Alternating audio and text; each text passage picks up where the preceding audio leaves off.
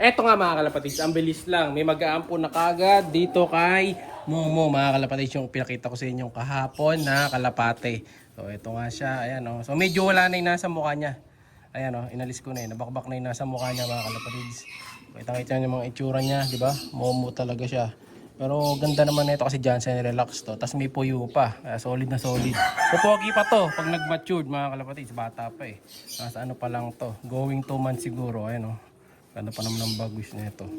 Ayan. So ano lang siya, balingkinitan. Pero parang ano siya, parang babae kasi. Kaya ganyan din ang katawan. Ayan, so Idol Boss Choy, ikaw na bahala dito. Ayan, papadala na natin sa kanya today.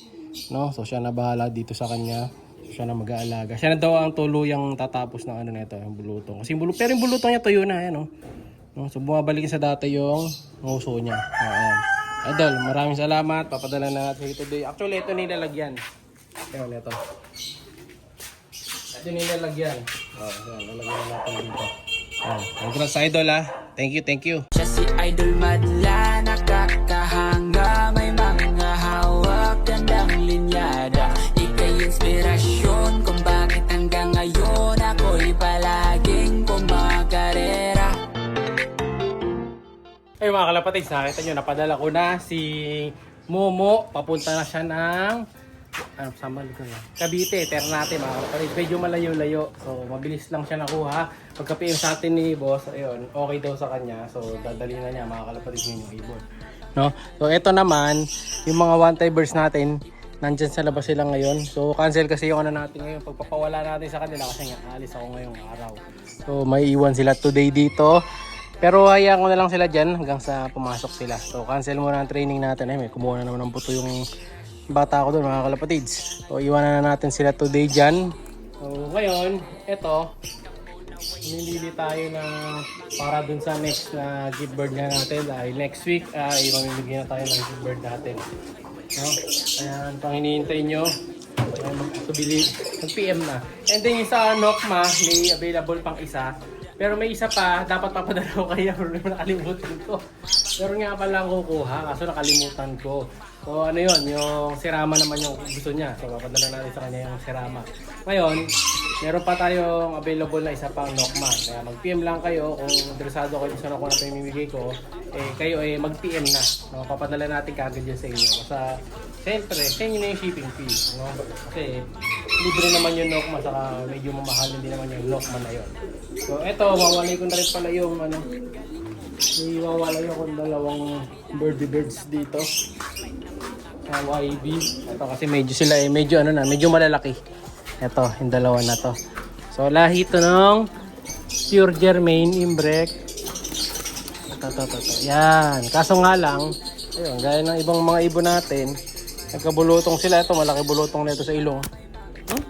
Diba talagang panahon talaga ng bulutong. Saka baka dahil malamok talaga. Dahil medyo nag-uulan sa ilong pa naman, no? Laki. So wawalay ko na kagad para siya may walay. Tingnan yung bulutong niyan. Malaki ng tao. Ganda pa naman ang katawan. Kaso nga lang, may bulutong. Kukunin na natin ito. Lakpan ko ng magandang pwesto. So, possible. Dito natin ilagay ito. Ayan. Dito na lang muna. Walay natin. Subukan ko muna nga pala. Ideal. Ito pa yung isa, mga kalapatids. May bulutong din. Ano naman to? Red bar. Ang lalaki na ng mga to. Kaso nga, nakabulutong kasi. No? Takaw ngayon kasi. Takaw bulutong sa panahon ngayon. Ito naman yung isa. Ayan, mas malala pala bulutong ito. Ayan, mga panlaban pa naman natin to kasi nagkabulutong. So, check ko muna yung mga mukha nila. Try ko kung maaalis. So ito na yung isa. Ayan, nandun sa kabila. Nasa taas na. So may natiris akong ilang mga bulutong. Ito yung ko kung matatanggal natin. Check ko muna ha. Dito naman, ayan, kita nyo, wala namang bulutong yung dalawang young birds natin dito. Ayan, medyo madungis lang. Ayan. So isang puti, saka isang checkered mga kalapatids. So ayan ang naging anak. So ito naman dalawa na to, di nila anak yan talaga mga kalapatids. Pinasiter lang natin dito sa pwesto na to. Ayan. So ayan, kita nyo, walang bulutong yung dalawa. Pero ngayon, wawalay na natin yung dalawang magulang nila na yan. Ay, isa lang. So natanggalin ko na yung hen. So yung barako iwan natin. Para di malaspag yung hen natin. Ayan.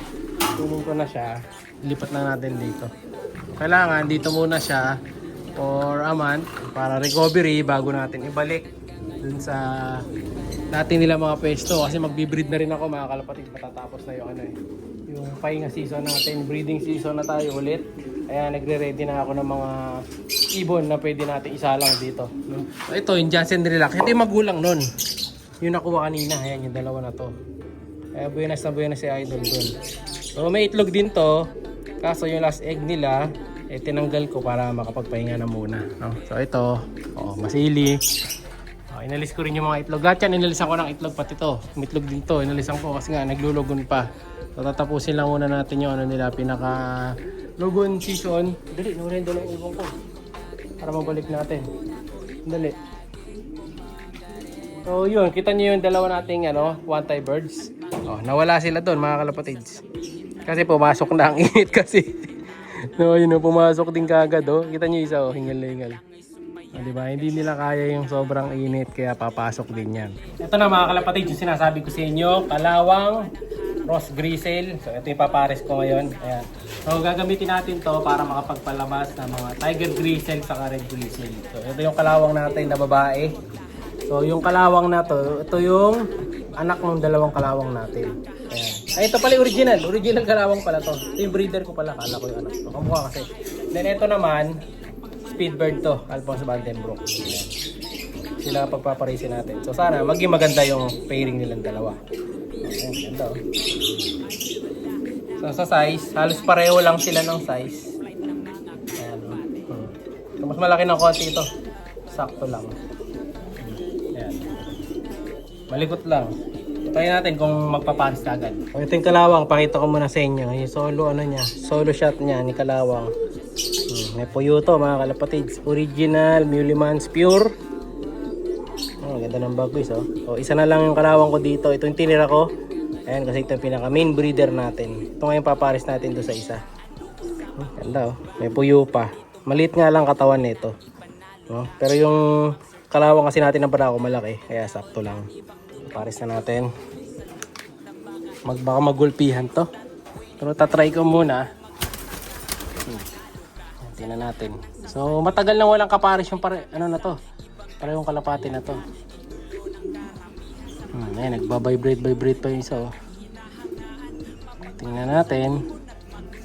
Pag nag-aaway, lalagyan natin ng divider. Pero sa tingin ko, di naman mag-aaway. Sabik sa pares tong isa na to Kasi ito rin, madaling pares tong kalawang na to. Ngayon, naglalapitan na sila. Tingnan natin. Pero sara natin to. Baka makatakas. Kaya magpiring kagad yung dalawa na to. Yan Napurga na rin naman to kaya pwede na talaga silang ipares. Siya'y kalapatistang napakagaling na kinakilala.